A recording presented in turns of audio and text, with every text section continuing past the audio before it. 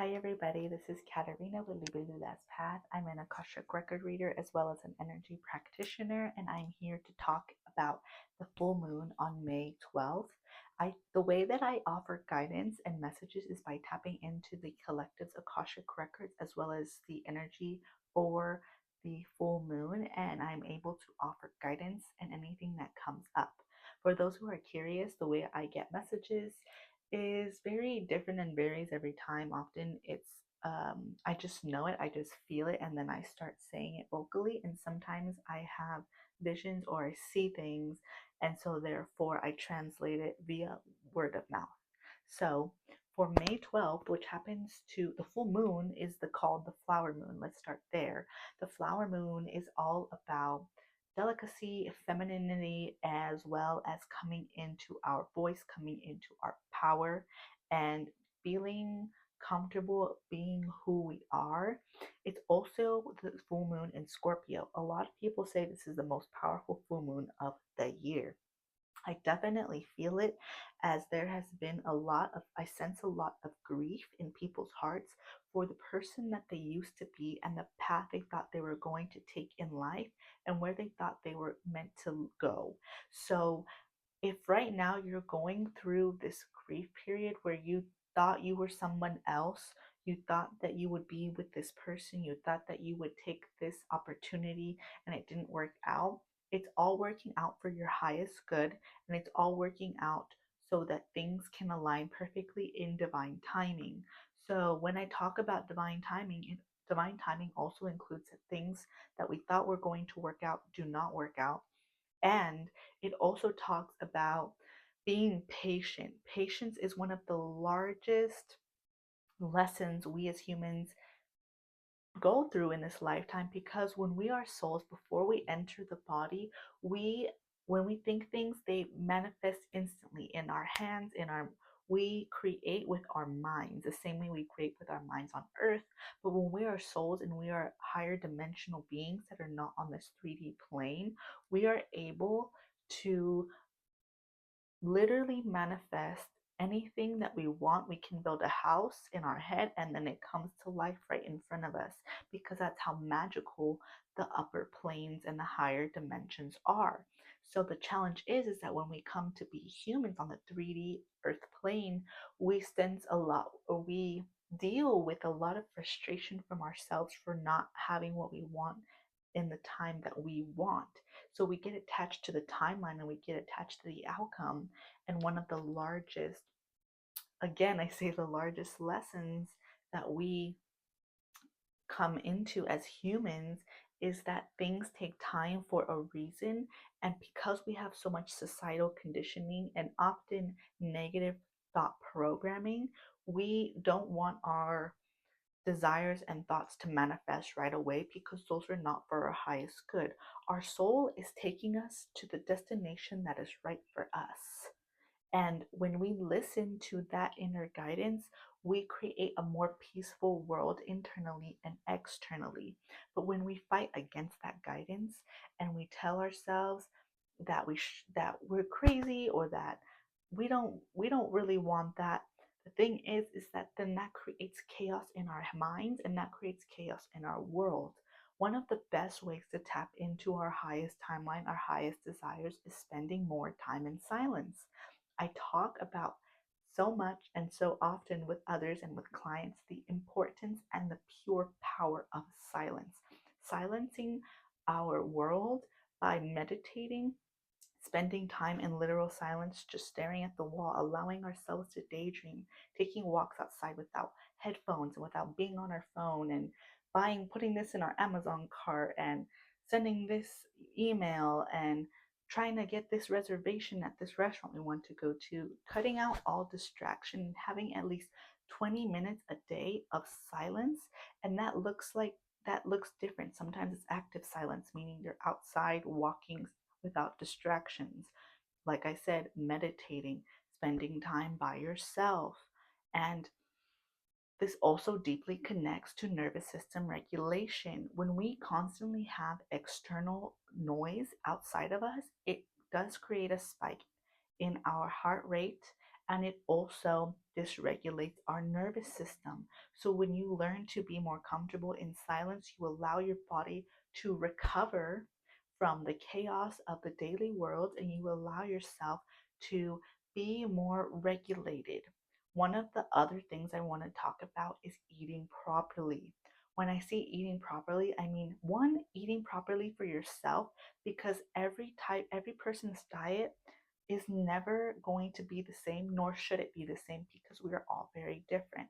But when you are going long periods without eating and you feel very shaky, or you feel very lightheaded, or you don't feel very grounded, that is a sign you're not properly and regularly eating for your body type. For everybody, that looks different. Sometimes 4 hours in between meals is not a big deal. For some people, they really need to eat every 3 to 2 hours because that's how their metabolism functions, and that is optimal for their body. And this has a lot to do again with nervous system regulation. How are you taking care of your nervous system, and how are you spending time internally? When we are so focused on the external, for example, if we constantly feel hungry, if we constantly feel dysregulated, if we constantly feel distracted, how are we going to grow, and how are we going to evolve and change into the highest timeline we want to go into? Our being, tapping into our higher self, our highest being. So, eating properly for your body and staying and in silence for an X amount of time a day is so important. Another thing is, what exactly are you eating? What exactly are you putting in your body? I recommend a lot for everybody a high fiber diet. And when I talk about fiber, it has so much to do with the movement in our body. When we don't have fiber, we're not really moving our digestive system. We're not going to the bathroom regularly. And when we're not going to the bathroom regularly, one of the biggest signs is irritability and holding on to emotions. When we're holding on to emotions and when we're anxious, when we have an anxious stomach, as some call it, we are not properly treating our body with love because we are not listening to it. For some of us, it may be certain substances that we're drinking, or certain foods that we're eating are causing anxiety, whether that be alcohol, caffeine, nicotine, tobacco. Also, if we're eating certain things that don't align with our body.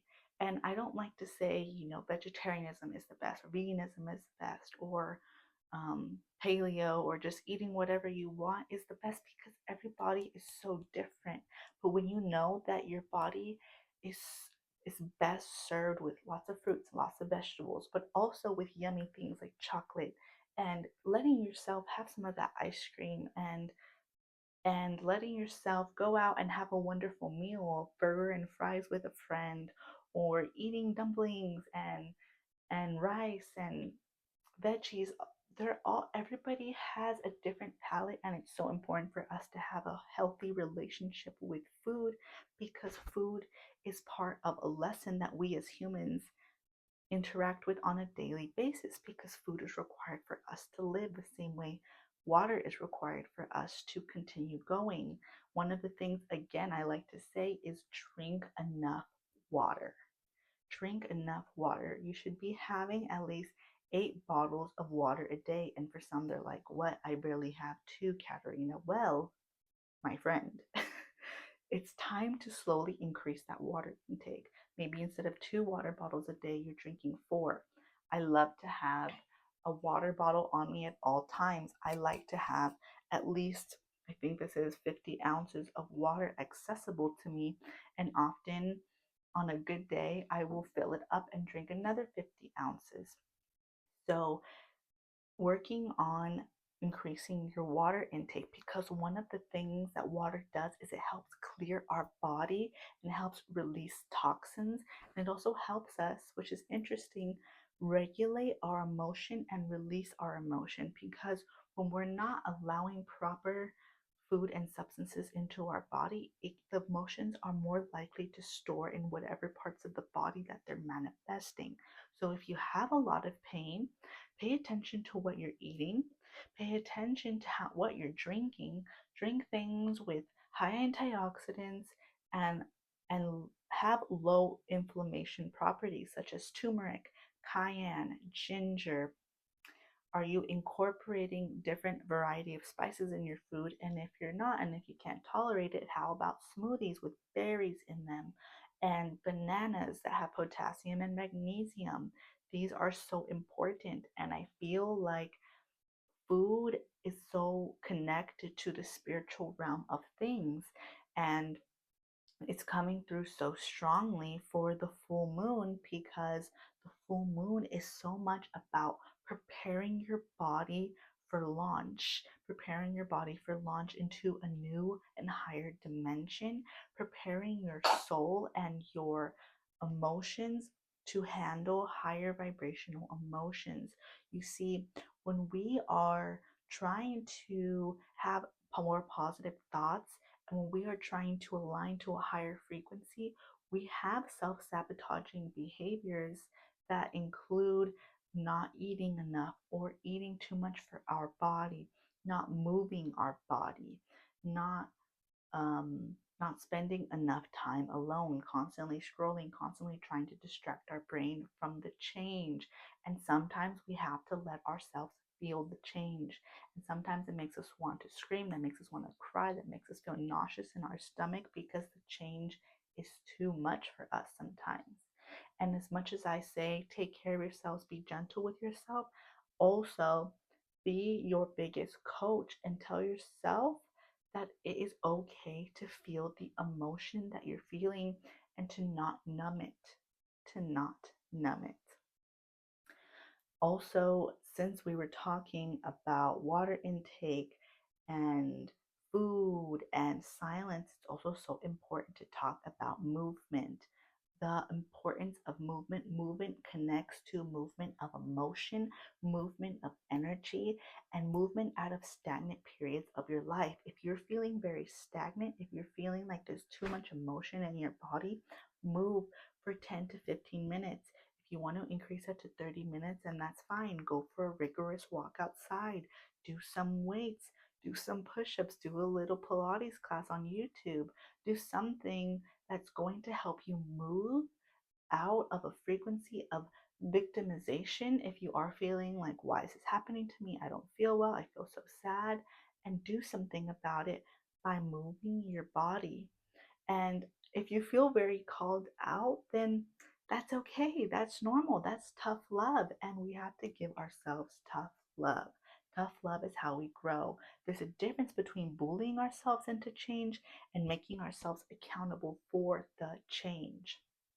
So, I believe in you. I believe that you can do this for yourself and you can honor your body and your mind and your spirit because this is what you're being called to do right now. And I promise it's going to get better. You're going to feel better. And it's going to feel really icky and hard at first. It's going to feel like you are moving through mud and your boots are stuck to the floor and it's raining and you don't want to do it because mentally that's where we get stuck in is the need for things to stay the same. And when we put on our power suit and we walk through the mud and we tell ourselves we can do this, we can do this. It all starts with self belief, positive belief. Speaking of beliefs, the full moon talks so much about letting go of fear based beliefs by silencing again the mind because instead of you have a negative thought and you're like, oh, I need to replace it with a positive thought. That is effective, but for only so long. Positive affirmations are good, but positive affirmations paired with silence and just being is so much more powerful because when that negative thought comes in, or when we have a thought of frustration or impatience, we can just observe it, let it go, and replace it with silence, and know and remember you are a spirit of light and of love. Then, in conjunction to all of these pieces of the flower moon, this is so much about communicating with our higher self and communicating with our inner child, connecting to the inner child within us that feels very vulnerable at times, that wants to feel joy and that wants to feel taken care of and nurtured. And as adults, sometimes we dismiss our inner child, our inner playfulness, our inner spirit because we don't have time for her or we don't have time for them, and they ask too much of us. But often what they're asking is what's going to transform and change your life.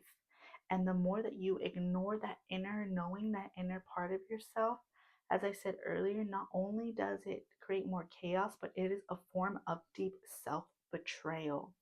And the cause of, or the consequences of deep self betrayal are depression, anxiety, not feeling like you belong, feeling separated, a feeling of separation. And that's an illusion. Separation is an illusion because we are connected. We are connected. All of us are one. All of us are one.